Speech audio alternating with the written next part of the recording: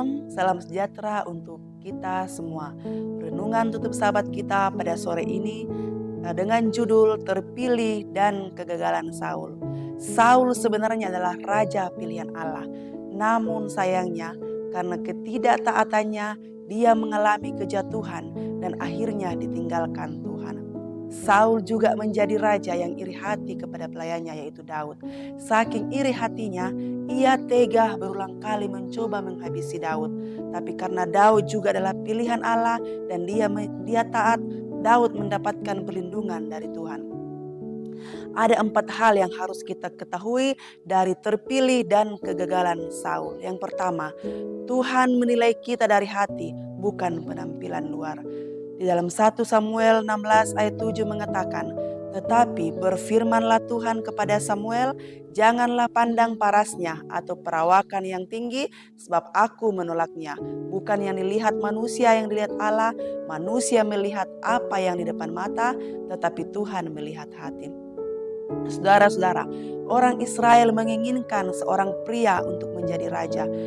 Dan Saul jelas terlihat seperti itu. Dia punya fisik kuat dan tampan. Namun pikiran dan sikap batinnya yang salah mulai terlihat di luar juga. Tuhan tidak terkejut dan memikirkan penggantinya. Nah, yang kedua, Tuhan ingin kita percaya padanya, bukan pada kesombongan diri sendiri. Di dalam Yakobus 4 ayat 6 mengatakan, "Tetapi kasih karunia yang dianugerahkannya kepada kita lebih besar daripada itu. Karena itu ia katakan, Allah menentang orang yang congkak, tetapi mengasihani orang yang rendah hati." Saul yang sudah menjadi raja justru mengisi hatinya dengan kesombongan karena berkali-kali memenangkan pertempuran dan memimpin bangsa Israel. Akhirnya dia bahkan berasumsi bahwa dia memenuhi syarat untuk mengemban tugas yang dimaksudkan.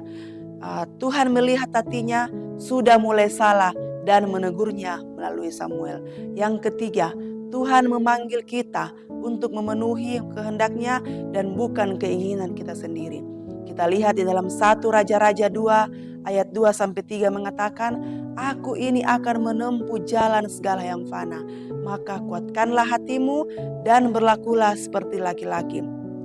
Lakukanlah kewajibanmu dengan setia terhadap Tuhan Allahmu, dengan hidup menurut jalan yang ditunjukkannya, dan dengan tetap mengikuti segala ketetapan, perintah, peraturan, dan ketentuannya, seperti yang tertulis dalam hukum Musa, supaya engkau beruntung dalam segala yang kau lakukan dan dalam segala yang kau tuju."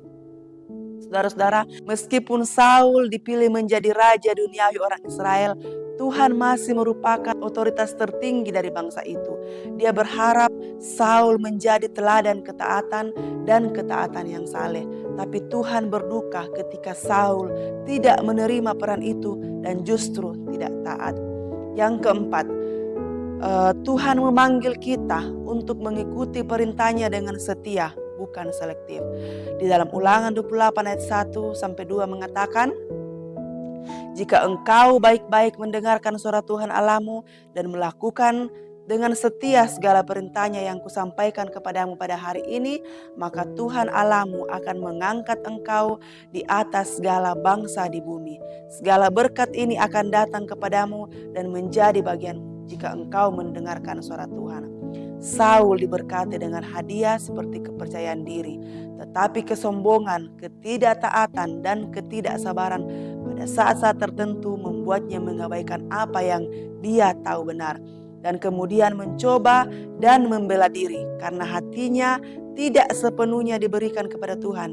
Dia kehilangan posisi dan kebanggaannya. Saudara-saudara, kisah Saul menjadi peringatan bagi kita semua orang percaya karena Tuhan menginginkan kita menjadi teladan, garam dan terang bagi dunia. Saat Saul menjadi raja, ia mengingatkan kita bahwa tidak ada pemimpin duniawi yang bisa menggantikan posisi Tuhan sebagai raja yang sebenarnya. Justru saat kita dipercayakan menjadi pemimpin, berarti Tuhan menginginkan kita agar bisa mengarahkan orang-orang kepada Tuhan dalam jalan hidup mereka. Mari kita berdoa. Bapa di sorga, terima kasih untuk firman-Mu pada sore ini Tuhan yang sudah mengingatkan kami untuk tetap mengandalkan dan memprioritaskan Tuhan di dalam hidup kami dan tetap menjalankan perintah Tuhan seturut dengan kehendak Tuhan agar kami tidak gagal seperti Saul. Inilah doa kami Tuhan, ampuni dosa kami, di dalam nama Yesus kami berdoa. Amin.